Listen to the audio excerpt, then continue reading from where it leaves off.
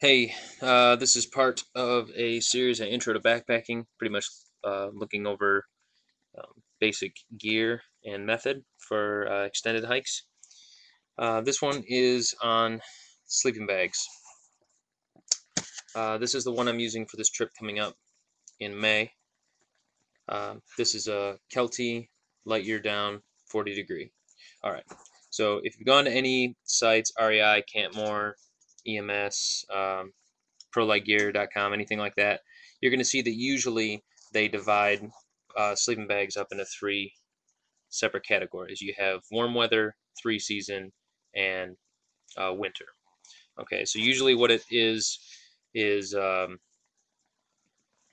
kind of varies, but usually your warm weather is like 40 to 45 degrees and up, and then your cold weather or your three season is like 15 or 20 to 40 or 45 degrees, and then your cold is like 15 or 10 degrees below. Okay, so those are the three. It's just based on temperature rating.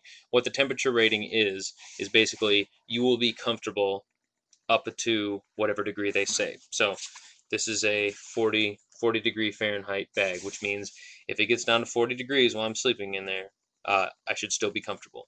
That's the comfort rating. The safety rating, they usually don't publish that openly, but basically it means you will not suffer from hypothermia up until a few degrees under that, right? So 40 degrees, so maybe it's like up to freezing, this thing will be good, actually. I won't be comfortable, but I won't die. All right. So basically this is what you're looking for, the three categories. So you want to look at what temperature you want. So if you're hiking in the middle of summer, in Georgia, chances are you don't need to get a 10 or 15 degree bag. Because if you get a really cold bag, like 10 and 15 degrees, and it's 50 degrees every night, you're going to be sweating to no end because that bag is trying to keep you as warm as possible, but it's not that cold outside. Now, look at the other side. If you have, like the problem I had, the two problems I had, one time I went out, I had a 45 degree bag and it got down to 22 degrees. Definitely passed the safety rating too. So, 45-degree bag, which would be like a nice summer day, and it was 22 degrees, which means it was useless. I was just freezing cold.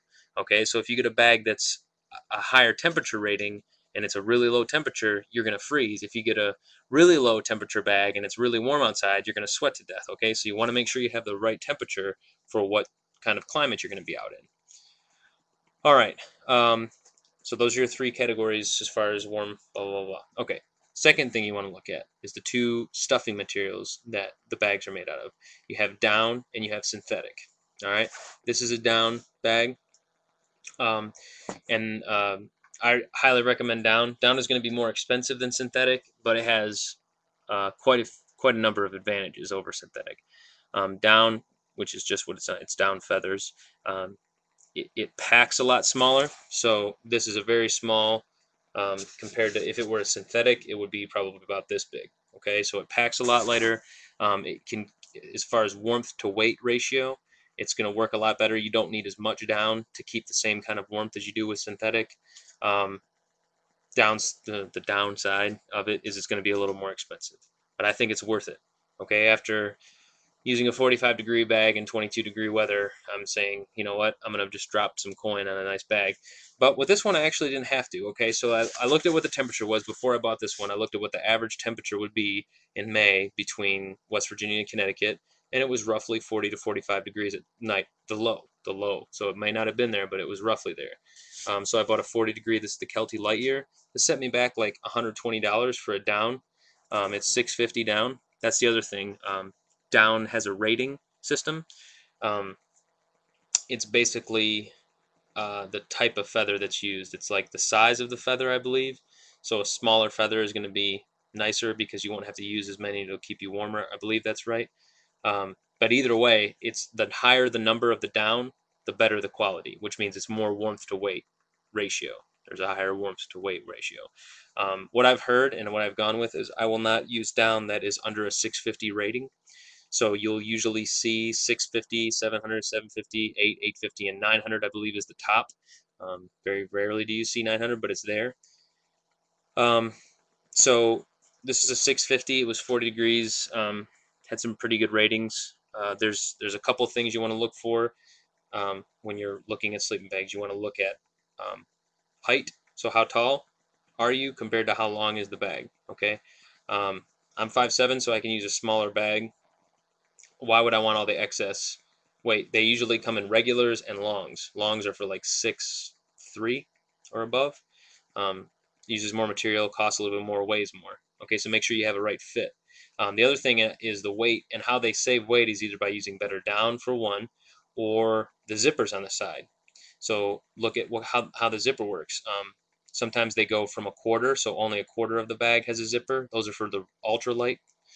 Then you'll have a half zipper that just goes half up and down the bag, and then you have a full zipper that goes all the way down. So the more the zipper, the more it's going to weigh, right?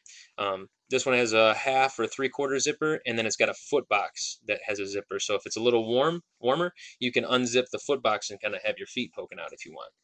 And then mummy styles, which most people have, right? The sleeping bag will go over your head, and then it has a drawstring, so you can, if it's really cold, you can pull everything in. So this is going to be all that's showing, so you can breathe outside air, but the rest of your body is completely covered. Okay. So that's a couple things. You want to look at price, you want to look at weight, you want to look at down. Zipper is, it's up to you. It really is just going to show up in the weight. And then there's kind of some specialty sleeping bags. I had one. Montbell has a series called Ultralight. It's like a stretch. The baffles in it, which are the parts that go around, okay, are stretchy, and they have a draft tube, which means that, like, like if you're in the covers when it's really cold and you move a little bit, it'll suck the cold air in and you hate it. Well, it's got draft tubes, so that doesn't happen, so that the air has to go through the already heated sleeping bag before it gets to you.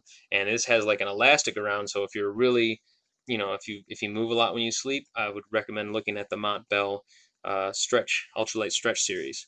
So just to go over, summarize, when you're looking at a sleeping bag, the other thing to look at is that stuff size. So if you go to one of those websites, they're going to show you all these specifications.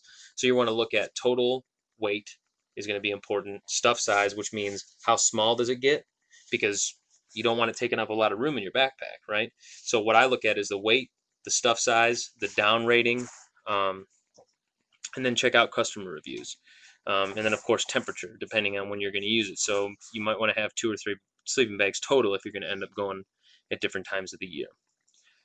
So that is what it is about sleeping bags. And by the way, this is a compression sack, which comes in really handy, which means once you put the down, or the sleeping bag in there, you can push it down, and then these straps tighten it and pull it even smaller. So that's why it gets so small. It works really well for clothing bags too. Okay, so if you have any questions or comments or disagreements, or think I should add anything to it, or you want to add a video response, as always, you can email me or send me that.